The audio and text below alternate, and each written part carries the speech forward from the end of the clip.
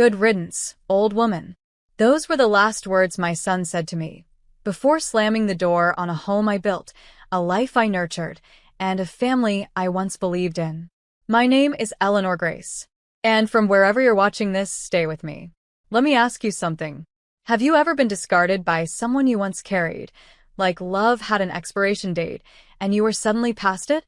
Because that's what it felt like. That morning, my son Marcus stood in the living room with the same posture I used to fix as a child, now towering over me with a disgusted face I barely recognized. I had raised that face. I had fed it, kissed it, wiped tears from its eyes. But that day, that face said I was worthless. You just sit here all day. You don't even do anything, he spat, motioning toward the couch where I had rested my bad leg. This isn't a retirement home, Mom. I need the space. You need to go. My heart didn't break with a loud crack. No, it cracked quietly, like an old window pane flexing under storm winds. I didn't argue. I didn't cry. I simply stood up, picked up the one small leather bag I had packed the night before. I had known this was coming. He laughed. And when I paused at the door and turned back, he looked annoyed, like I was taking too long to disappear. I smiled gently, not because I forgave him, but because I understood him now. Take care of the house, I said softly. And I walked out in silence. It was the same house I'd inherited from my grandfather. The one I maintained through my husband's long illness, through single motherhood, and through 2 jobs while Marcus found himself in college on my dime. The same house I gave to him freely as a gift, when he said he wanted to raise a family there. But in his eyes, I had overstayed my welcome.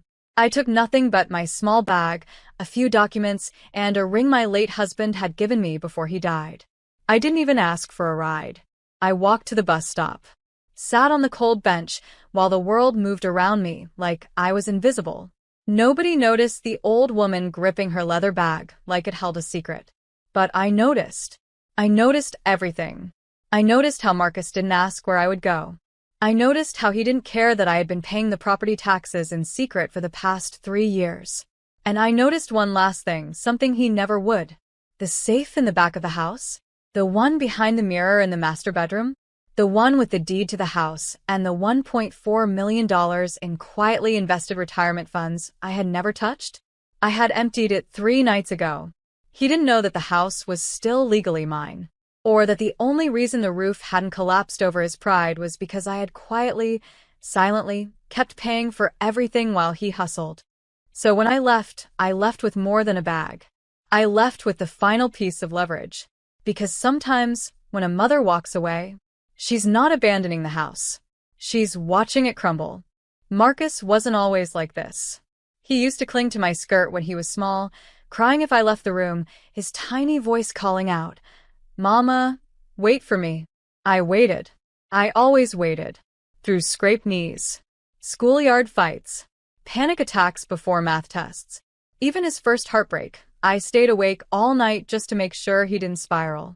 But somewhere along the way, Marcus stopped calling me Mama and started calling me a burden. His change wasn't sudden. It was slow, subtle, like dust creeping over a painting you forget to touch. He started talking less, visiting less. The texts came without emojis, without warmth.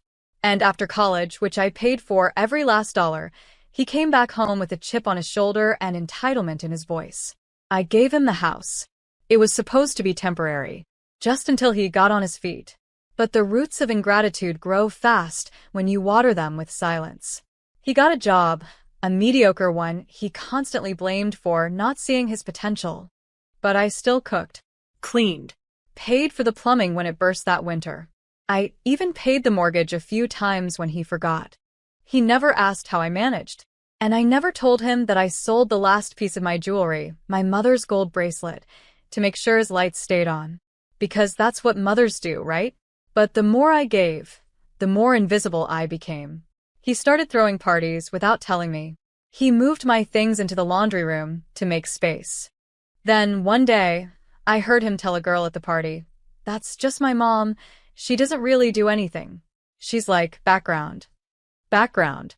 I raised a man who now treated me like wallpaper. And when I confronted him about it, he laughed.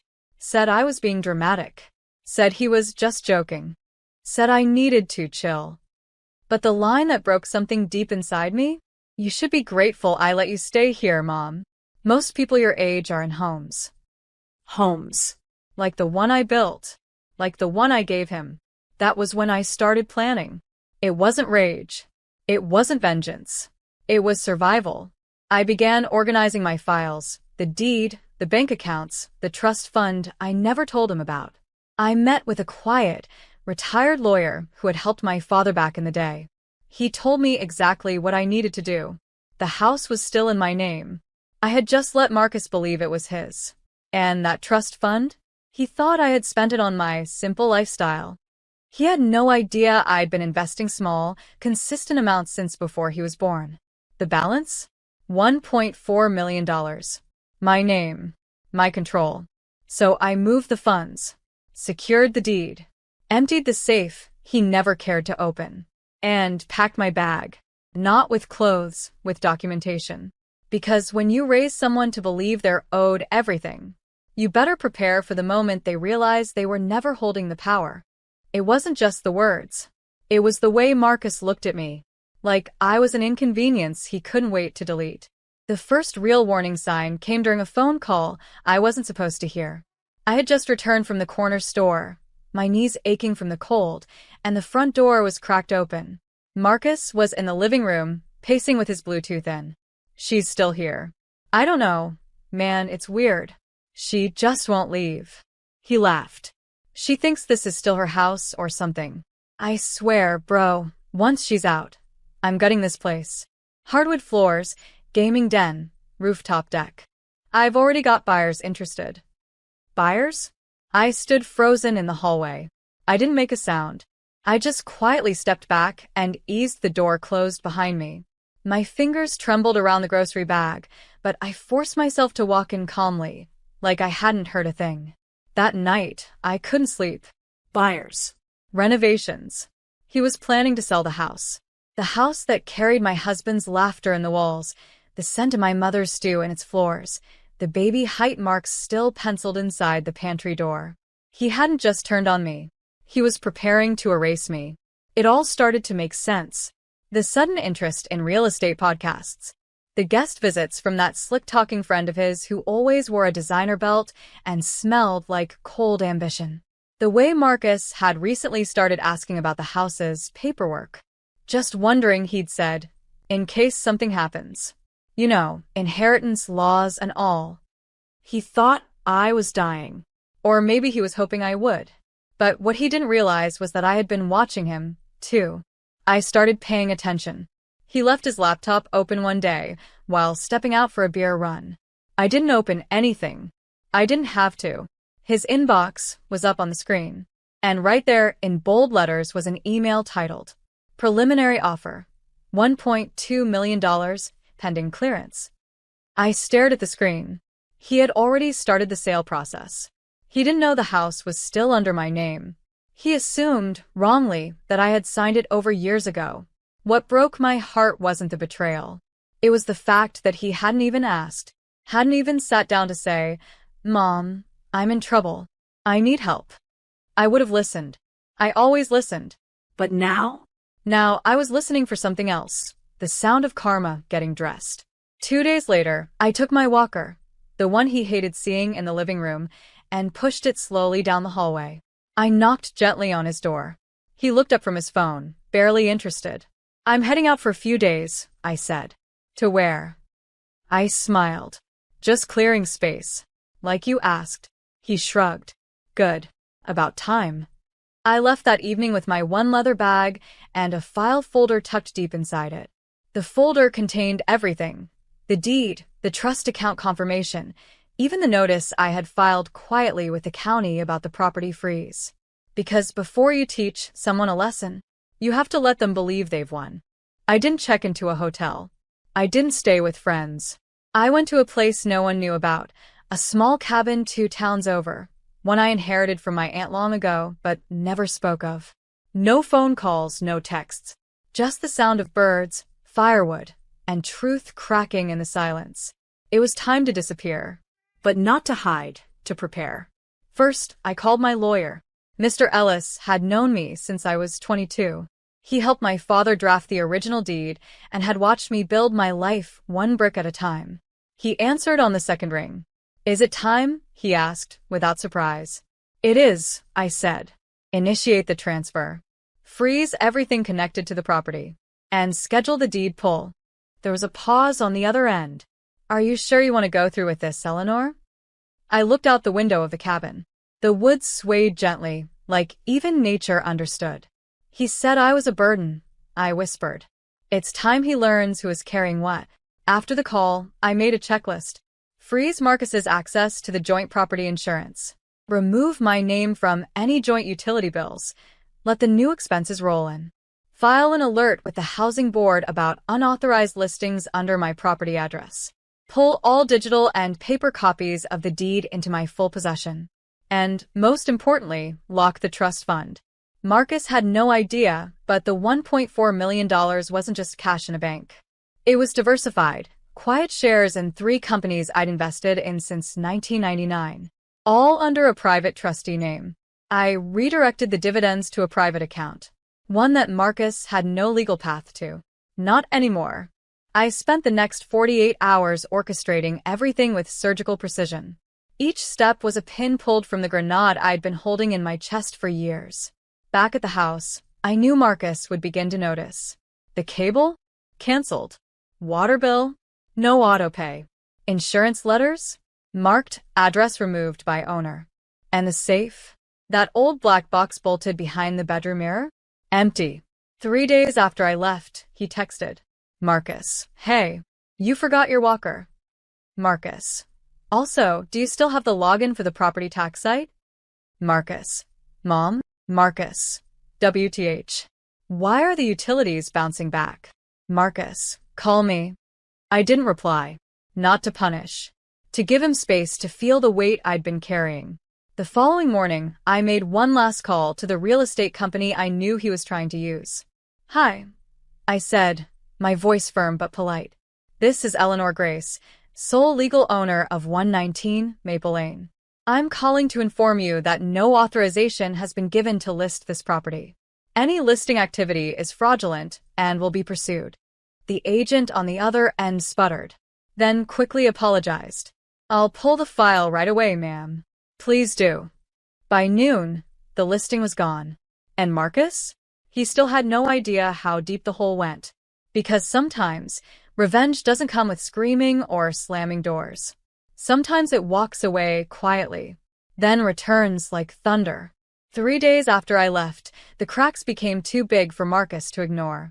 He called. Twice. Then 5 times. Then he left a voicemail, the first in years where his voice didn't sound smug. "Mom, I don't know what's going on. The power's off. The safe is empty. There's a problem with the house paperwork. The bank says your name is still on everything. Please call me back." I didn't. Instead, I listened to his words again in the cabin, sipping tea and watching the fire dance like it knew what was coming. The next day, Marcus tried to access the trust account. Of course, it bounced back. The trustee sent me a secure message. Attempted login blocked. No access granted. I smiled. It was time for the final move. I returned to the city. Not to the house, but to the county clerk's office. I submitted a formal ownership review, showing the title, insurance records, tax history, and all bills paid in full under my name. The clerk nodded solemnly. Within hours, I had an official document in hand, proof of exclusive ownership. The house wasn't his. It never was. While Marcus was busy throwing parties, calling me background noise, and laughing at his burden of a mother, I was the one holding the foundation together. And now, the scaffolding he leaned on was gone. I delivered the notice by courier. To Marcus James Grace, this serves as a formal revocation of all living and legal rights to the property located at 119 Maple Lane. You are required to vacate the premises within 72 hours. He must have thought it was a prank. Until the property manager arrived the next morning with a locksmith and a police officer standing beside him. Marcus refused to open the door, so they opened it for him. I didn't need to be there to imagine the scene, him scrambling around in boxers, yelling that this is MY house, as the officer calmly pointed at the paperwork. It's not. Not anymore. I received a photo an hour later.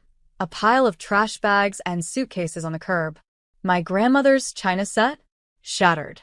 My husband's bookshelf? Tossed into the driveway. But I didn't feel anger. I felt release. The kind that comes after years of carrying someone else's weight while they spat on your hands. Later that evening, Marcus texted me again. Marcus, you're really doing this? Marcus, after everything I've done for you? Marcus, you're ruining my life. I finally replied. Me? You sold me first. I just sent the receipt. He didn't respond. I turned off my phone, lit a candle, and sat in silence. Because this wasn't just payback.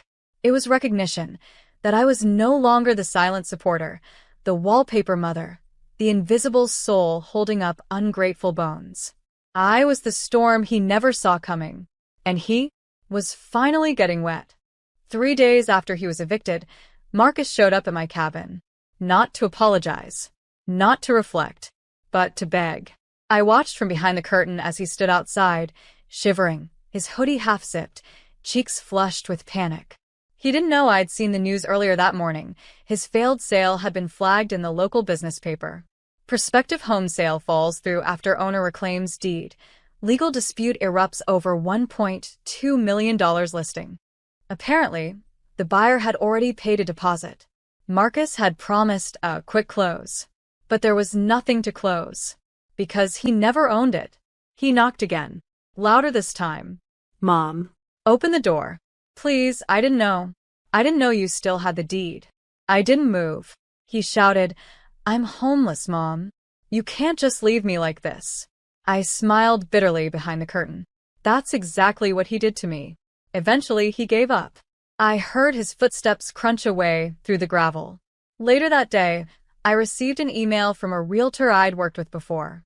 Apparently, Marcus had tried to apply for emergency housing loans, but his credit was in shambles.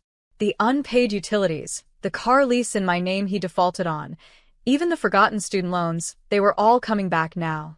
One by one, the cards he had stacked fell. No house, no job. He had been fired for leaving work to handle personal affairs. No friends.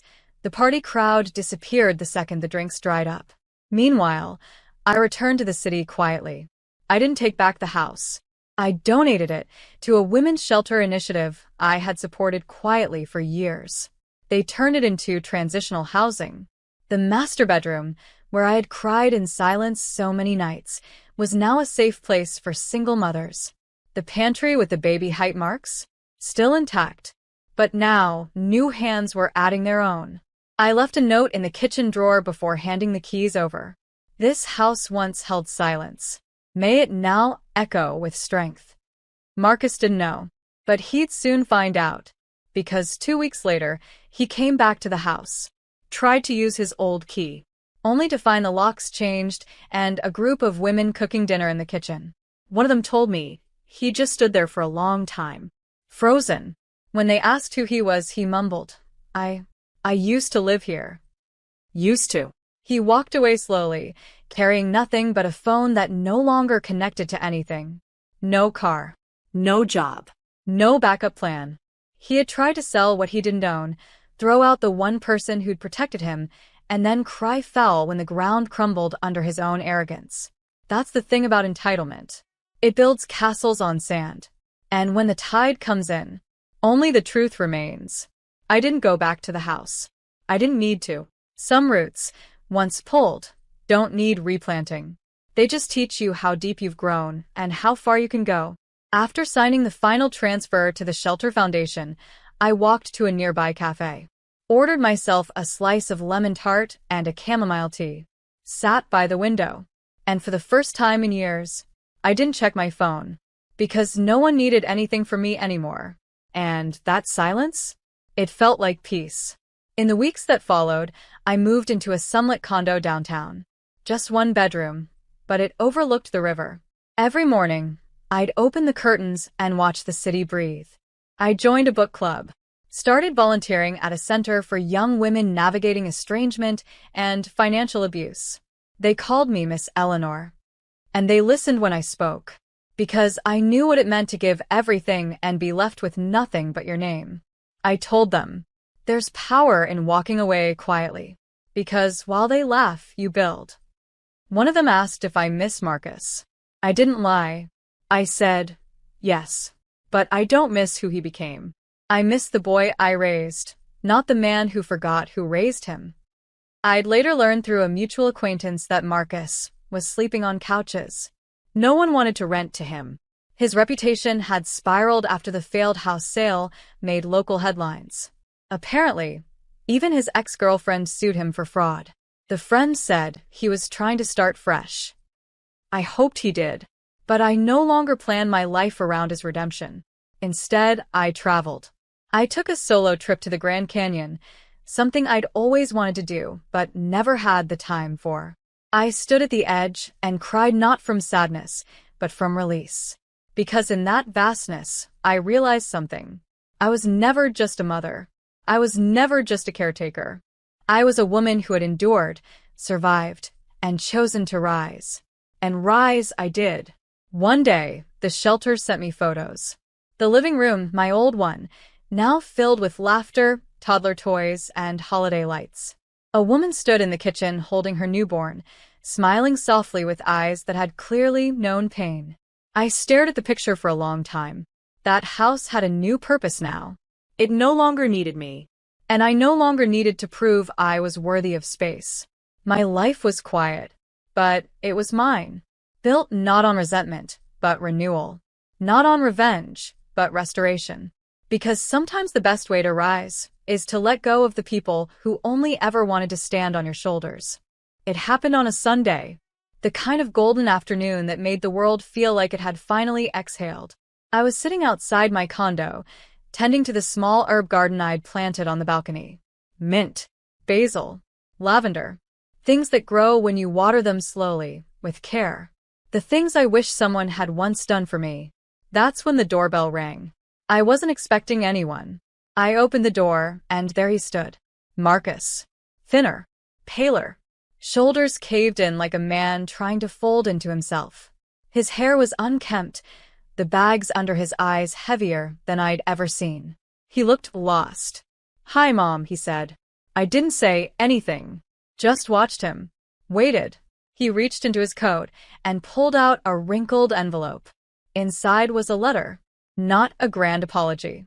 Not a dramatic confession. Just a few lines in shaky handwriting. I thought I was owed everything. But I never realized who gave it all. You didn't abandon me. I abandoned the only person who ever stayed. I understand now. I just wanted you to know.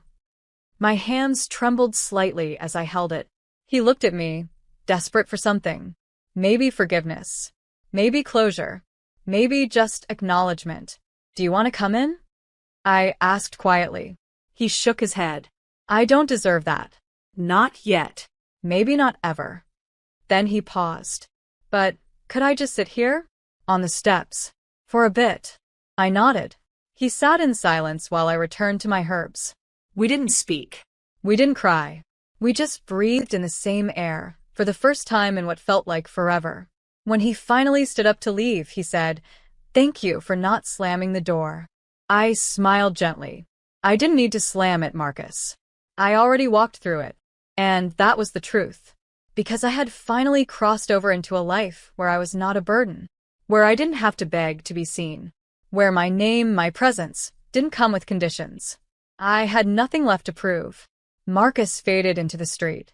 And I returned to my lavender, clipping a few sprigs to dry inside.